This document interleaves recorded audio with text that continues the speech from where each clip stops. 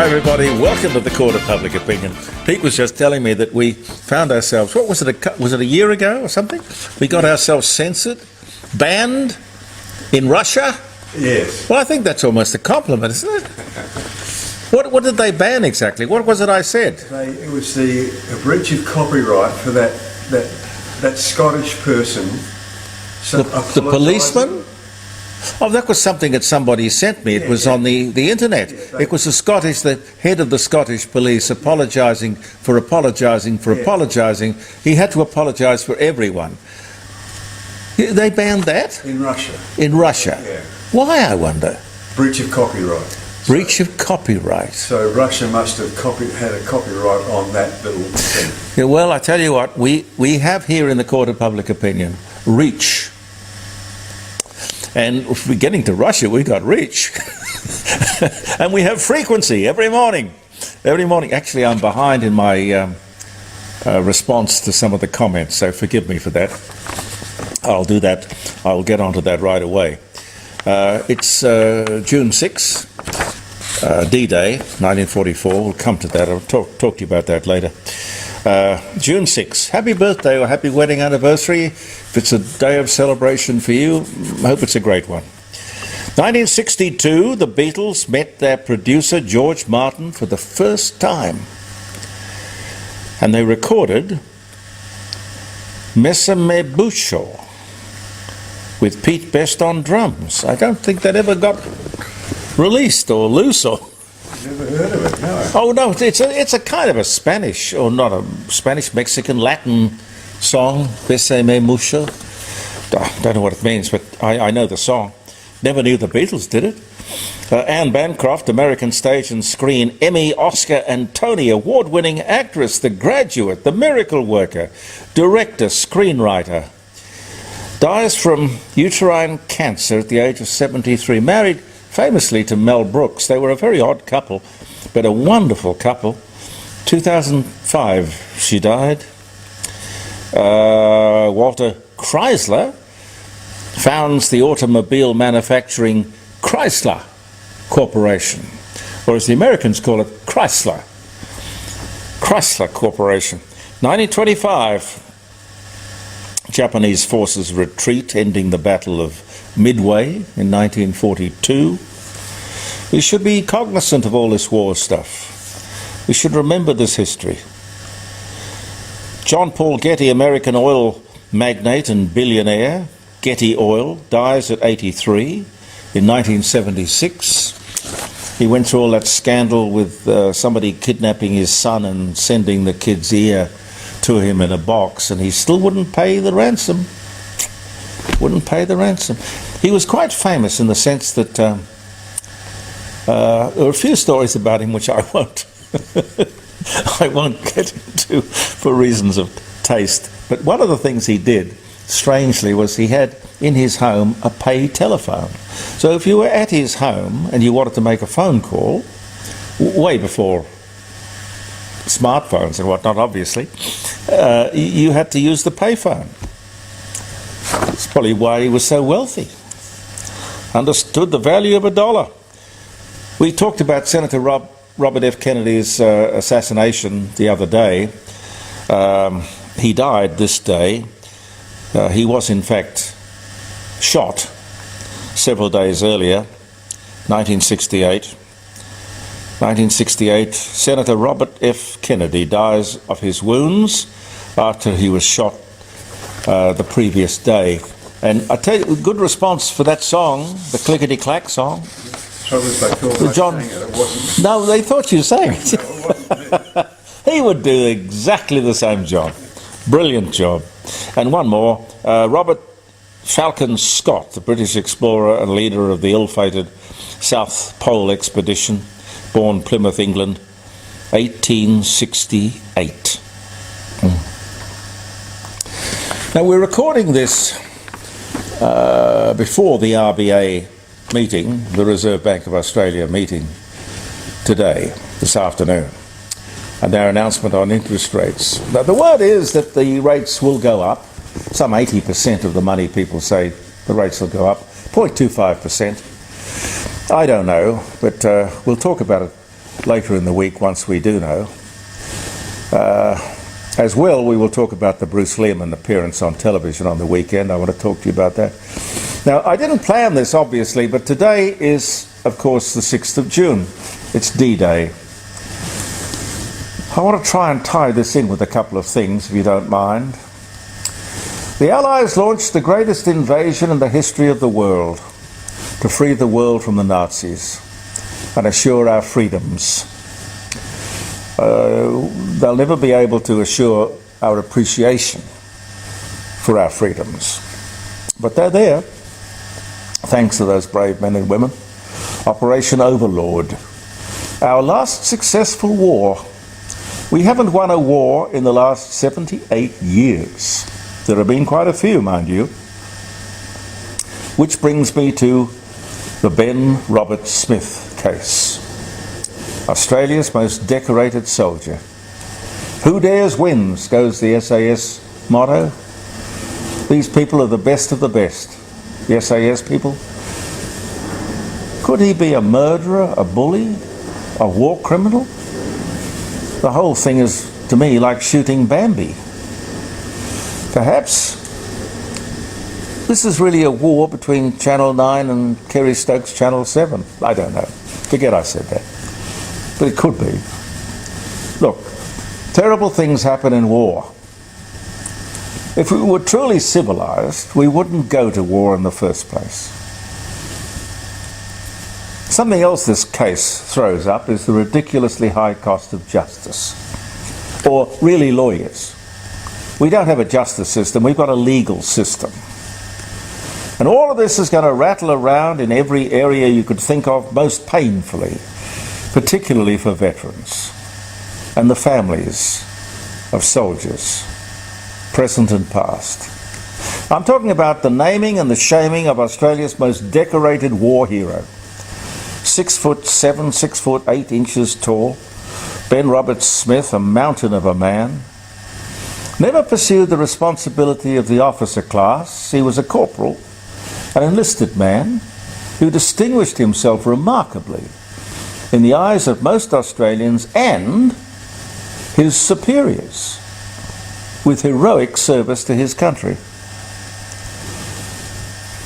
And I don't know what you call them, the glitterati, the elites, screaming for his blood. Take his medals, strip him of his awards, remove his exhibit from the war memorial. You name it. A lot of collateral damage for Kerry Stokes too, who went out on a limb, not only backing the man, but also employing him to run a television station in Queensland. Mr. Stokes reportedly was paying him $700,000 a year to do a job for which he had no experience. But let's look at all of this. If you could bear with me, I've thought a bit about it. It could be the greatest own goal in media or military history, this business. After all, this wasn't a criminal case, it was a civil case, brought at great expense by Ben Robert Smith and his backers to clear his name. Sullied by the Sydney Morning Herald and The Age, these days summed up as 9 Media. Is this the ultimate tall poppy story? When a story like this turns up, it may not have turned heads. But when it's written by Chris Masters and Nick Mackenzie, great, respected, investigative journalists, the story stands up and stands out. People talk about the fog of war. I don't know, I've never been to war. The line between heroes and villains can get blurred, particularly if people are shooting at each other. And this Middle East war is very different. The enemy doesn't wear a uniform. He or she, sometimes a child, is hard or impossible to identify. And remember, it could be said that a soldier is prepared for war, probably particularly the SAS. I don't know, I haven't done the exercise, but I would say he is desensitized even brutalized, through his training and through his experience of combat. One would see some awful things in that war. Awful things being perpetrated by the Taliban, for example. You can almost imagine situation ethics taking over. If you saw enough bad things happening to women and children and your fellow soldiers, you could be forgiven for thinking that there are no rules. I'll make it up as I go. And that's happened many times in war, many times. And yes, it's a slippery slope, and the further down that track, the easier it is to pick up speed. No Geneva Conventions here. Rules of war. Ethics of engagement.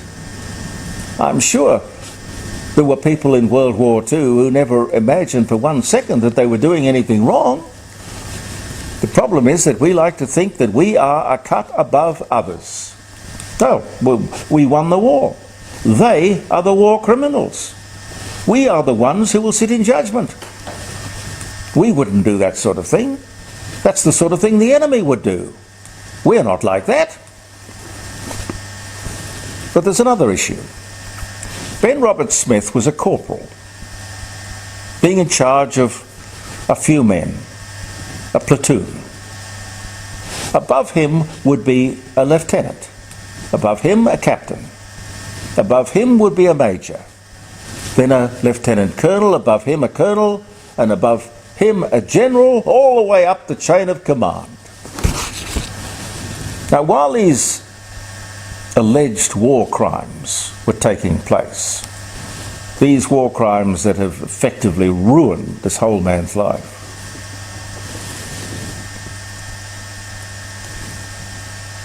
and they are suggesting, of course, that there weren't just a few war crimes, there were many. There were officers in charge of this corporal. He had very little authority. Yeah, fog of war, yeah, okay. No one looking. But why didn't somebody notice or make a negative report? I don't understand that. I just don't understand. Further, Corporal Ben Robert Smith, his behaviour and achievements had been noticed by his superiors. What they noticed was his courage and heroism. Nothing criminal, nothing of which they were critical. God, they put him up for the Victoria Cross and every other award and reward that they could bestow upon anyone. I mean, have you seen the fruit salad that man has on his chest? Accolades are not lightly given. Now, if we condemn Corporal Ben Robert Smith, which is what's happened, we must condemn the entire military high command. Who was it? I think it was, someone will correct me if I'm wrong, I think it was General Peter Cosgrove, General Sir Peter Cosgrove, who during one of those Duntroon scandals, you know, those bastardisation things where they, you know, that's another story, but they turn up all the time. He said, memorably, the standard you walk past is the one you accept. Well, a lot of very senior military people embraced this man, Corporal Robert Smith. What did these experienced military people walk past? They must have done quite a bit of walking past. They must have missed all the stuff that these journalists didn't. Is that credible? I ask you. I, for one, don't believe it. If we are to believe that this man is the villain that they are trying to make him out to be, he obviously believed that he had done nothing wrong, or nothing like the stuff they were accusing him of. He must have believed strongly in his innocence. And the reason I say this is that 2 months into this court case, this long case, I am told that 9 newspapers, that's Sydney Morning Herald and The Age, tried to settle. They offered him a settlement. Now, I don't know how large it was or how generous it was, but if he had a shadow of a doubt about the outcome of the trial, surely he would have grabbed the opportunity. No one would go on knowing what was at stake if he lost. No, ladies and gentlemen, he was convinced that he had been defamed as only he would know for certain. It wasn't the money he was after, it was his good name, which he believed had been unfairly dragged through the mud. Which brings me to the subject of costs. I don't mind paying a lawyer for his talent, time, experience, sometimes his or her genius. But it can't be millions and millions of dollars to sort out some facts. We are, as a society, I think we risk losing the plot. We must do something about capping what lawyers can charge for their services. I don't like capping. I think that the freedom of the marketplace is important. What is a lawyer's time worth, though? Is he or she? Well, it's not just that person, of course, because he or she's got to run an office, there's infrastructure, there's staff, there's a wealth of experience that that person has that must be paid for. I get all of this, I do. But $10,000 to $15,000 an hour for somebody's time? Absolutely, somebody's got to do something about this. Otherwise, we are not going to have anyone going to court to seek a fair trial, justice in other words, unless he or she is incredibly wealthy or totally mad. We must make sure that justice is accessible to all. How many of us has a Kerry Stokes standing in the wing? Not many. We have to come to grips with a few other things too. Hard and all as it is to say this, our morality and principles should enhance our position in the world. We must start to learn lessons from history. There are some things I want to say here related to the Ben Roberts-Smith saga. I used to wonder why so many servicemen and veterans were reluctant to talk about their wartime experiences. You must have run across this as well. Then I had a caller to my old 5DN morning show, and he wanted to put me straight. I remember what he said. We did terrible things over there. Most of us did. Things we don't want to talk about, even think about. The stuff of nightmares, recurring nightmares. And these, ladies and gentlemen, these were the wars that we won. I remind you that we haven't won a war in 78 years. It's all well and good to have rules and conventions, but when only one side practices the ethics and morality, these are wars that we will never win, and we haven't.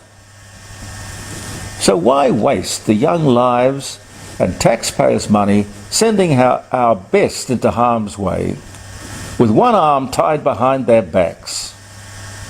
War has changed dramatically. War has changed since Christmas Eve in 1914 on the Western Front, when they put down their guns and both sides met in no man's land. You probably know the story. They played football, they sang Christmas carols, and they exchanged gifts. And then, of course, went back to killing each other. Sort of a chivalry that existed then that doesn't now. I suggest that we only deploy our brave young men and women when we are sure that the enemy will be honourable, humane, and well-behaved, and ethical. And oh yes, we insist that they have read and understood and adhere to every word of the Geneva Conventions. We have this highfalutin thing called the United Nations, don't we? Put there in 1945. We all contributed millions, if not billions, to this outfit. Its sole purpose to maintain world peace, stop war. Law and order. They were the cop on the beat. Well, they still are the cop on the beat. What a great job they're doing, ladies and gentlemen. Anyway, I wanted to get all of that off my chest. No doubt I'll get comments about it. We all have to make up our minds about things, including, of course, Ben Roberts-Smith.